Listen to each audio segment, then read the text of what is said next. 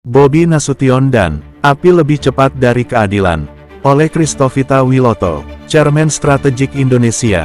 Di negeri yang katanya menjunjung tinggi hukum, kini kita menyaksikan kejadian yang membuat hati rakyat kembali bertanya, apakah keadilan masih hidup di Indonesia? Di kota Medan, rumah seorang hakim pengadilan tindak pidana korupsi terbakar habis.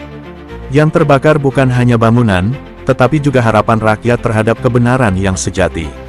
Api itu muncul tidak lama setelah sang hakim berani meminta jaksa menghadirkan Gubernur Sumatera Utara, Bobi Nasution, ke ruang sidang. Kata polisi, api muncul di ruang kerja hakim. Kata warga, api menjalar begitu cepat. Kata banyak orang di dunia maya, ini kebetulan yang terlalu aneh untuk disebut kebetulan. Karena di rumah itulah sang hakim menulis putusan, menyusun berkas, dan menimbang rasa keadilan. Dan kini, tempat itu hanya tinggal abu. Apakah ini musibah biasa, ataukah ini peringatan halus bagi siapapun yang berani menyentuh nama besar? Rakyat tentu bisa menilai sendiri.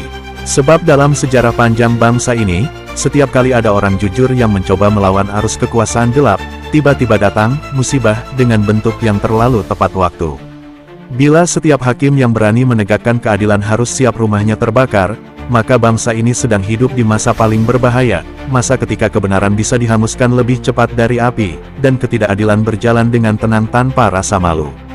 Sementara itu, sang gubernur berkata siap hadir jika dipanggil.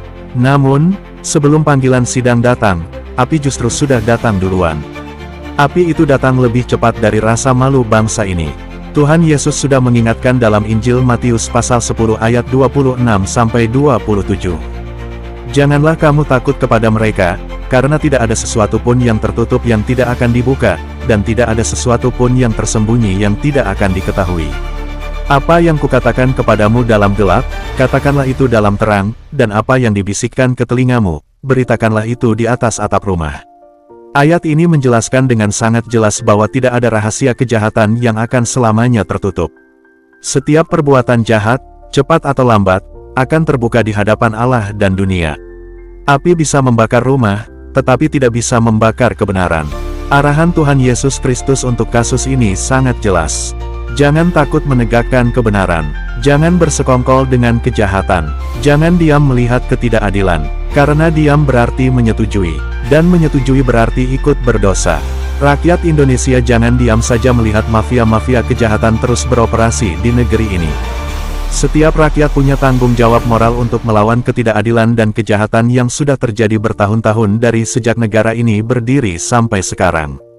Bila rakyat terus diam, seperti